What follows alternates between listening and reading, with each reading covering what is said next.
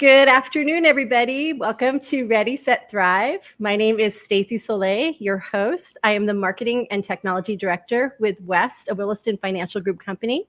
Today, our Ready, Set, Thrive guest is none other than Justin Tucker, who is the EVP of Strategic Initiatives for Williston Financial Group. Thank you for joining us today, JT. How are you? Oh, EVP of stuff works, just things. Like a lot of things, like big, long label of amazingness. No, I'm doing well, Stacy. Thank you for having me. Well, it's a special treat to get you to come on and share with us.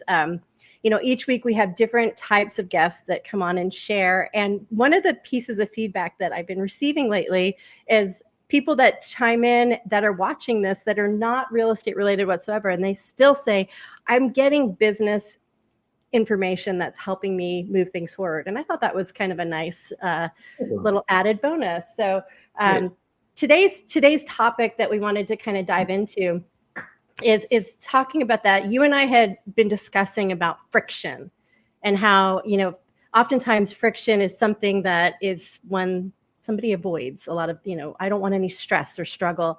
And you had made a comment to me that you said, the absence of friction, doesn't necessarily create success. Sometimes you need that friction for success. And I thought, I want to talk more about this, Yeah.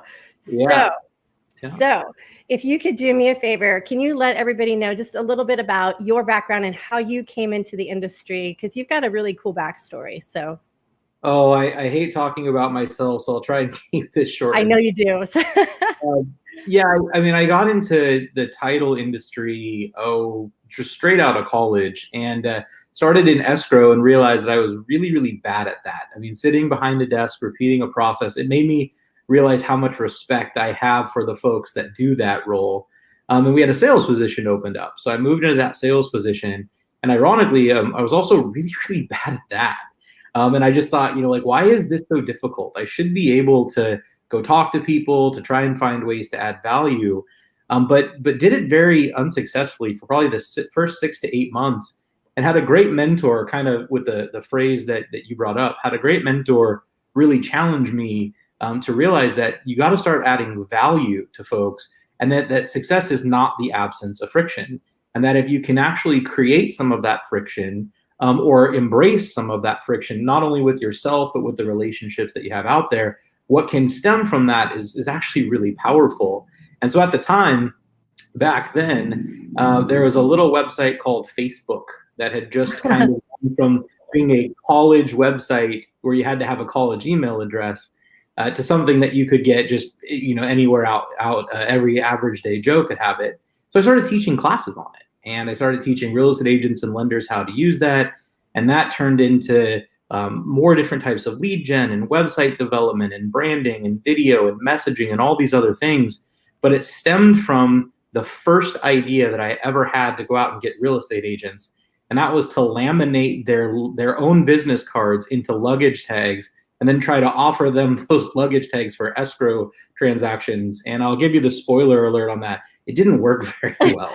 So, a hat tip for trying to be creative, though. It was like my first iteration, and then it was the next iteration, and so that friction is what led to the next thing and the next thing, and inevitably led to something I'm very passionate about, which is helping real estate agents with all things, tech and marketing and sales and business development related. And so fast forward to today, and I get the honor of helping people all across the nation in those areas.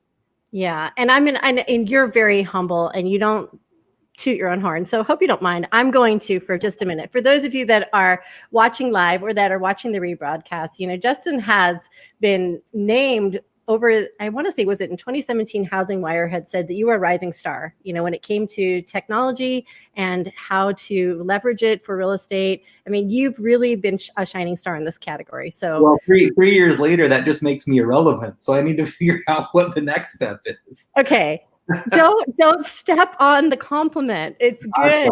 No, but you're an always evolving person, which is fantastic. And that's why I was really excited that, you're willing to come and share with all of us here. because each one of us, especially with everything that's been happening, our industry is always shifting and changing. That's the beauty of it. But we've been seeing a lot more with unexpected pandemic issues. And that being said, we've seen a lot of people really rise to the occasion and just like blow our minds with their, creativity, productivity, and success rate. And then we've had others that are just struggling and challenged to figure out how to, get past a certain, obstacle. So I thought, the topic of friction was really, really relevant, especially right now. So that being said, over the years, as you've been working, because I know you've worked with thousands of real estate professionals over the years, what would you say? What would be maybe 3 examples of friction points that you see commonly, regardless of pandemic or not? Just some 3 common friction points that realtors see. Yeah, and I think COVID is a good way to frame this. Where my mind went when COVID started is there was a massive difference between seeing opportunity and being opportunistic. I think opportunity is where you're at trying to help people. You're coming from a place of abundance. You realize that there's an opportunity to take care of others and help them along the way. Opportunistic means you want to take advantage of people. And so that kind of leads to this first point of friction, which is just the stories we tell ourselves and how we frame things. And I think that's a really good place to start. I mean, one of my new favorite phrases right now is we'll either tell ourselves stories of why we can, or we'll create strategies of how we can. And there were people who right at the beginning of COVID would walk in and, oh, this can't happen. I can't market. I can't sell. People don't want to hear that. People don't want to see that. They were already crafting a story before they even took one step out of their comfort zone and told themselves they couldn't. Versus those people who sat down and said, okay, here's the new game. Here's our reality. What strategies am I going to implement to make this an effective use of my time and help others and grow my business? And you'll see the polar opposites of those. You'll see people who grew their business through this really trying and difficult time. And you'll see people who are really trying to figure out what their next step is. That kind of leads into the friction point number 2, which is I think people need to give themselves permission to say no to the wrong things. And we always sit in this situation where we try to figure everything out. We try to do everything. This especially happens with technology or marketing strategies, where we're always chasing a shiny toy. We're always thinking to the next thing down the path. And in reality, you have to give yourself this permission to say, this doesn't fit my business model. It doesn't work for me. That's okay. I don't need to be spending 3 hours on Twitter, trying to serve hashtags to interject myself into potential real estate conversations. That's not a good use of my time. And so that kind of leads into the last point of friction, which is that people don't spend enough time implementing the things that work. And so often it's like, well, what's this new layer I need to add, or this new piece of technology I need to add? When in reality, if they just spend a little bit of time in the areas that are already working and growing that. Stacey, one of my favorite marketing topics on the planet is experiential marketing. It's just about doing nice things for other people that create word of mouth, because it comes from a place of caring and abundance. And so, I really think it starts with mindset and getting over your own limiting beliefs. I know that's oversimplifying it. And then that leads into, you have to give your permission to say no to the wrong strategies. And then thirdly, double down on the things that are working instead of always feeling like you have to find the next silver bullet. So, it isn't oversimplifying, because honestly, that number 1 is probably the most difficult one for most people. It's turning your mindset around. Yep. It's difficult. It's easy to say, just go ahead and change your mindset. But actually doing it is a whole nother thing, because we get in our own way constantly, right? Well, yeah, absolutely. I mean, I have my undergraduate degree is in psychology, and I love the way that people's brains work. And there's a theory out there called the self-serving bias. And the self-serving bias is when we look at ourselves, when something good happens to us, we put it on internal factors. We're awesome, we're smart, we're talented, we got it figured out. And when something bad happens to us, we tend to blame external factors because we can be a victim. Like, that's not my fault. I got a bad hand. That didn't go the way it should have because of something that was out of my control. Ironically, when we talk about other people, we flip this completely, and we don't give people the same respect that we give ourselves. So when something good happens to someone, we're like, oh, they're so lucky. When something bad happens to someone, sometimes we'll say they deserve it. Well, I think that's where we can really reframe our mindset. When you think of all of the external stories of why you can't be successful, that's a victim mentality. That's just hoping that things are going to get better. When you actually look internally at the strategies that you can create, that's so much more empowering, because now I have the ability to have an impact, to make a difference. And that's such a better place to be in your frame of mind and your brain space than thinking that everything that's happening to you is out of your control.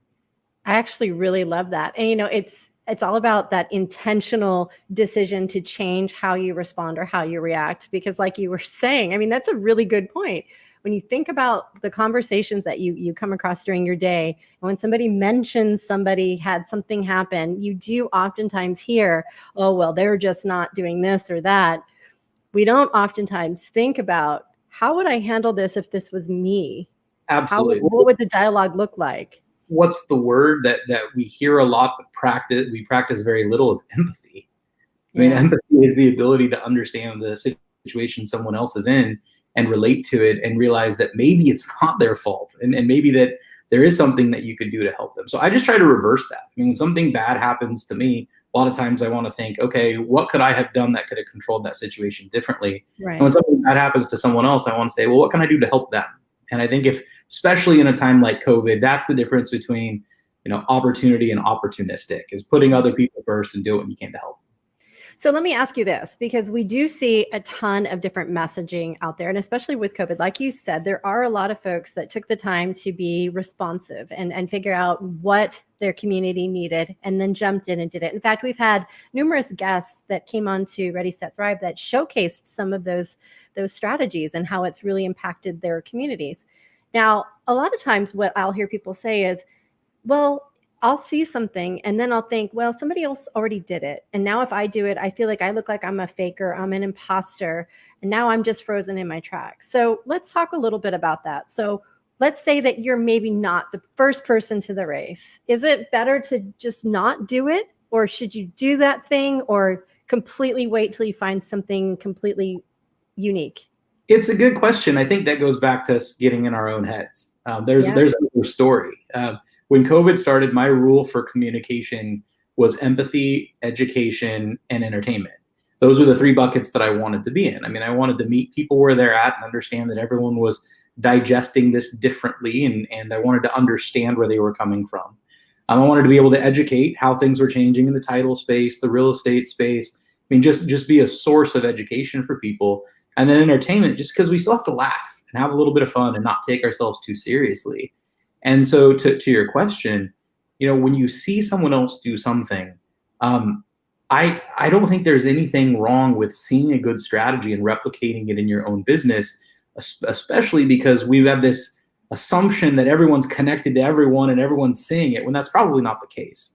Nope. Secondarily, I love to give credit to people. I mean, I think there's a place to come from empathy or abundance again, which is, hey, I got this really great piece of content, or one of my realtor friends is doing XYZ and I loved it and I wanted to do it too. I mean, everyone likes to be told that they had a good idea, and so I just think you can embrace other things that you see, put your own voice and your own spin on it, and also credit to those that inspired you. I mean, that's a great way to live, is to thank people for the inspiration they bring to your world.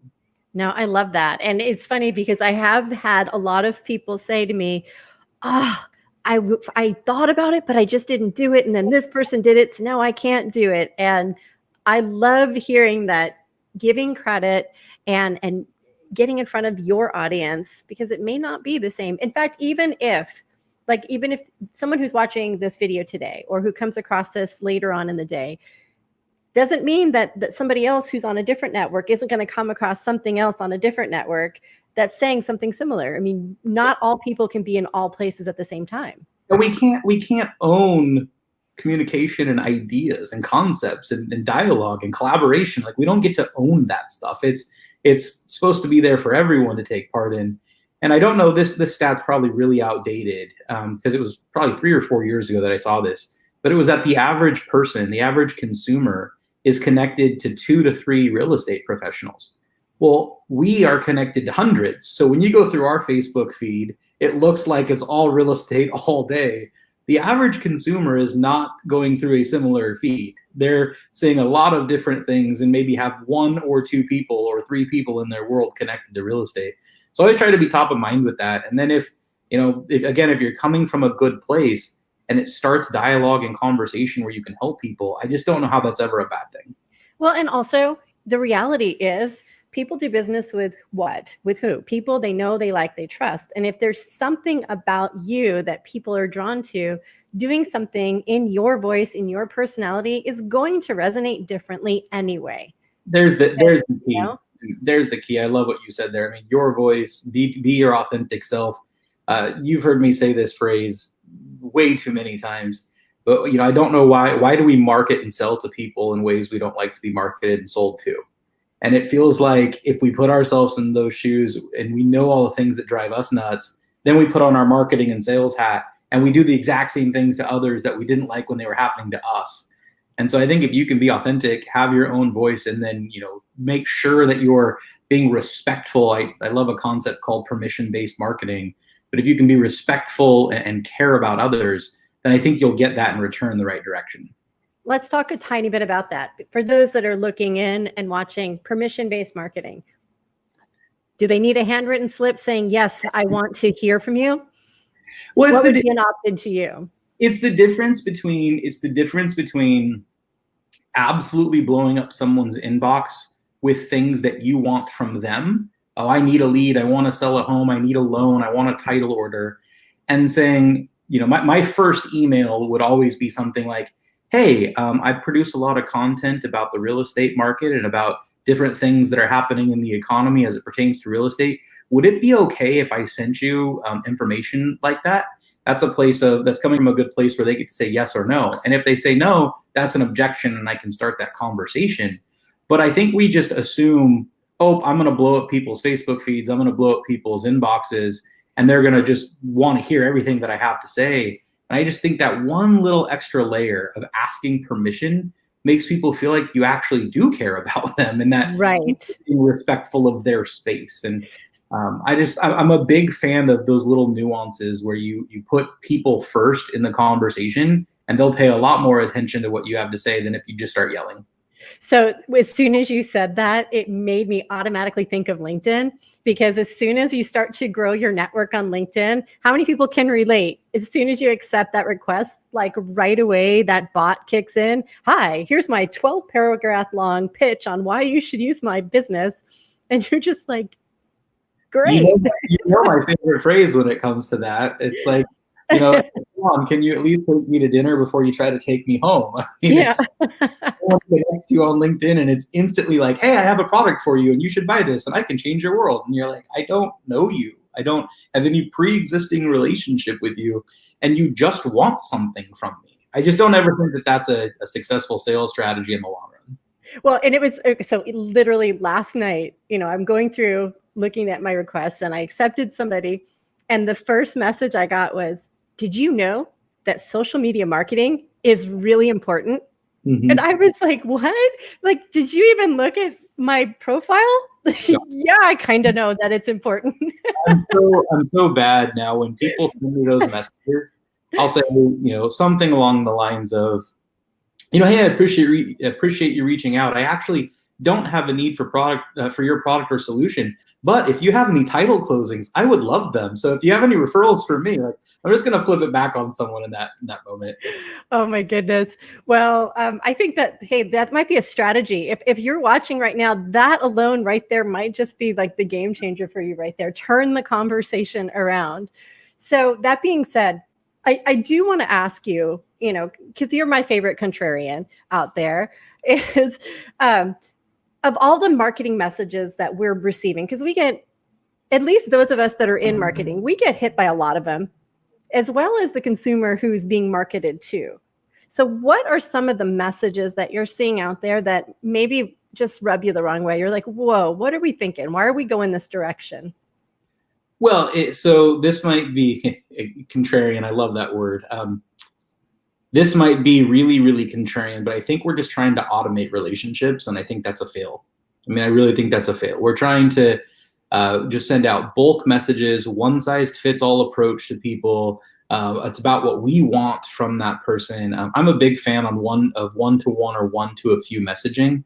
And I just think, like, either you care or you don't. And if you care, then being on social media, connecting to people, caring about what matters to them, engaging in the conversation, coming from a place of, like I said, abundance and wanting to help, that's just natural. If it's just about what you want, people are smart. They'll read through that stuff pretty quickly. And so to me, I just think that the biggest mistake we make is this overgeneralization, automation, one-size-fits-all approach, when I think that if you take just a little bit of time to invest into the conversation with someone, and I know it's tough, we're busy, scale is important, it's hard to be able to talk to every single person, but I think that your most impactful or most recent interaction will be way more important to that relationship than 10 drip emails over the course of the next 6 months. So that's actually a really great segue, because I was curious, as we're approaching into Q4 and we're starting to think about how we're going to wrap up the year and how we're going to plan for the next year. When it comes to making decisions about your marketing budget, as somebody who's very keen on experiential marketing, there's a lot of times agents will say, how much of my budget should I be allocating towards my lead gen? How much of my budget should I be allocating towards customer retention?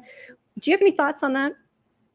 Yeah, I mean, I think that I would spend a lot more time in that experiential bucket. And what that means to me is, how do you create experiences that people will talk about and never forget? And the story that comes to mind, when I bought my first home, I had never gone through the process, even though I had been a title sales representative. So I'd never actually purchased a home. When I bought my first home, a real estate agent called me up and he said, hey, will you do me a favor? The transaction's closed. Here's the garage code. Will you go in and make sure that the fridge didn't get unplugged? Because sometimes the movers can bump into this and it can get unplugged. And I don't want you having mold or anything like that your first weekend. And I'm like, okay, is this common? Is this normal? Is this something that you do? Okay, so I didn't know enough not to ask any questions. And I went in through the garage and I opened up the fridge, and he had stacked the fridge top to bottom with my favorite beer. And there was a note that said, hey, congratulations on becoming a homeowner. Try not to drink all of this weekend, which we did. It was awesome. But the point is that one moment was extreme enough, and it was meaningful enough. I've told that story hundreds of times. I told it on stage. I've told other people about it when I was referring this person. I mean, that moment was so impactful that I don't know that there's any amount of email marketing that would have made that same type of connection with me. And until he moved out of my market, I referred him constantly, because he had created that experience that tethered us together and made me want to, be vested in his success. So I think those are the things where it doesn't have to be, every month, and it doesn't have to be this massive swing. It can be little things that just show people that you hear them, you see them, that they're important to you, and things that they're going to remember, and they're going to tell that story. And that was really social media being a huge deal. And now what happens when you do something like that for someone? They don't just, say thank you when they call you. They go post about it. That's so now right. that story ends up in front of all of that person's database, and it, then you get tagged in it, and your whole sphere gets reminded of you and how you approach your business. And so I think that I would spend more time making sure that I have some budget around creating those moments for others that make them feel really connected to you. Yeah. And, one of the things that I was talking to a client about recently was they were trying to make a decision on closing gifts. And they said, should I get like some knives that I do for everybody and it has like my logo on it? And no disrespect to anybody whose business model surrounds something like that, because I know that there's businesses that thrive doing these types of things for sure. That being said, I thought to myself, well, if that is something that would be impactful to that client, then by all means do so. But if you don't really think, pay attention to what matters to your client. And if they're more about sports or beer, or they're more about outdoor living or healthy eating or their kids or movies or whatever, there's probably more of an opportunity for impact with something that's a little bit more personal to them. Well, how many things do we, believe me, I know scale is important. I chuckle a little bit under my breath about how many things we break because we try to scale it. And so we want to come up with one gift that we can give everyone, except everyone is pretty different. And I will say, by all means, like what you said about branded knives or gift baskets or things like that. Hey guys, if it's working, keep doing it. Like I do not. The one rule about marketing is like if it works, keep doing it. If it doesn't, you make a change. So I'm not by any means saying that people have to stop doing that if it's a successful strategy. I just love when you find something that's a little bit more personalized to that individual, because we all want to be seen, and it shows that you see them. And it's like if you want me to get on your side and to be loyal to you forever, send me a pizza. I will do anything at that point in time, because I'm a pizza fanatic. If you gave me a gift card to a Whole Foods, we might not get along so well. So I mean, it's just to me, it's like knowing the person you're talking to and doing something for them that shows that person that you see them. Yeah, no, that's such a good point. And it's hard because, like you said, there's this balance that we have between scaling, because we're talking to a lot of people that are taking their business to that next level. So there's just time is of the essence. Having systems in place matters, but then still having a way to keep that human touch, keep that personal touch. And it's almost like this role of being a real estate professional has somehow become this superpower stance where you have to juggle all of these things. And so I guess that's why I like to say it matters who you partner with, because you shouldn't have to do it all alone. If you've got the right partnerships and teams around you, you can do all of these things with the right support. Well, and look, I'm a technologist on the other side of this. So I might be sounding all this like woo-woo people, I love people, everything is, I'm also a technologist. And on the other side of that, I think technology should empower humanity and not replace it. And then it should scale opportunity. And so it can bring to your attention things that are important, but then that's where I would say we should act on them instead of automating the act. And that's where I think the distinction happens. Is I'm all for having a CRM that's keeping people communicated with on more transactional type things, and making sure that it brings you notifications of, oh, you've lost touch with this person, or here's an important date. And I am all for that. I just think that then when you act, the difference between sending someone a Starbucks card, which again is a very nice gesture, but sending someone a Starbucks card or sending them something that really has an impact and means something to them that's personalized, I think you'll see a massive difference in how that makes that person feel. Right. No, it's so true. And one of the things that I was curious about, and I don't know if you'll be able to kind of recollect off the top of your head, but over the years, kind of circling back to that first talking point about friction.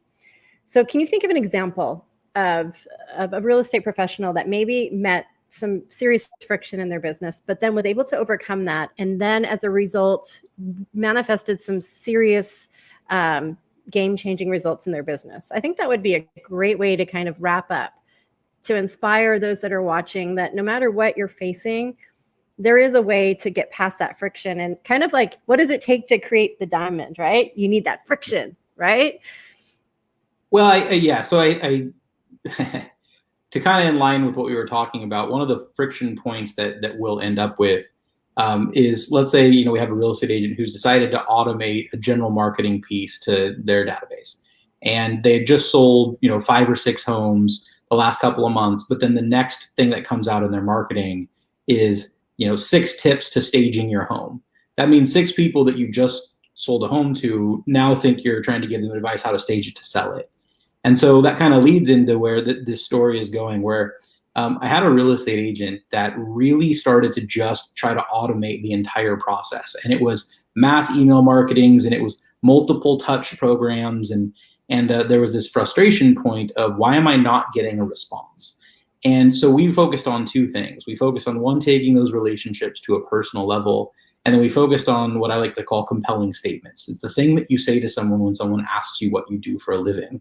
And right now, I think a lot of people answer that question. I help people buy or sell homes, or the home of their dreams. And sometimes that can be repellent. I don't know why, but people could back away from that.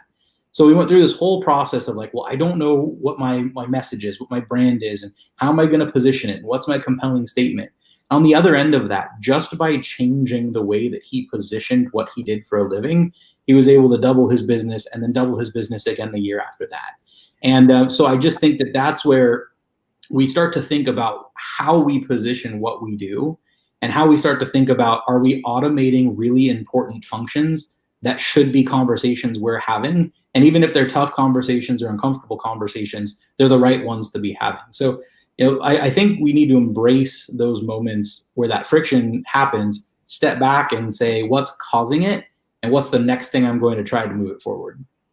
I love it. That's absolutely great advice. So just keep in mind, as you are trying to make decisions on, how do I compel? Am I thinking about changing the positioning as to how I'm pitching what I'm doing or what I'm sharing with others, is to do what? Do some listening first. Yeah, I mean, this strategy, I had a old friend and consultant who gave me this strategy and taught me about compelling statements. And the story that he used, and that he was working with a real estate agent, and he asked the real estate agent to tell him about what the compelling value proposition that he had was. And he goes on and on through this whole conversation, and he goes, well, that was really interesting. And the agent said, well, what was so interesting? And it turns out this person believed, whether it was true or not, they believed that they had the ability to find homes that are appreciated at a faster rate than market, so that they thought they had a really good knack for this.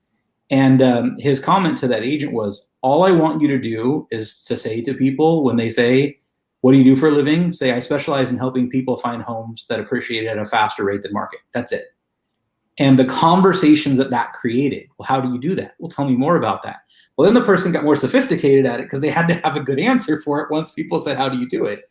And so I learned that, 10 years ago, I learned that helping people explain what they do in a way that it's received better is such an important step that we skip. And so I love helping people come up with their compelling statements. That's awesome. And also, it's what I hear when you share that story, which I love, that is, it helps you to rise to the occasion of your own challenge. Yep, absolutely. Right? And it's like leveling up your own game for yourself, in turn, will always create a better result for those that you come in touch with. Yeah, if you're going to say that to people, you better go figure out how to make it true. Better be able to say it. Exactly. Thank you so much, Justin. This was fantastic. We went a little over here. I apologize. I know you're busy, but we could talk forever because you have so much knowledge to share.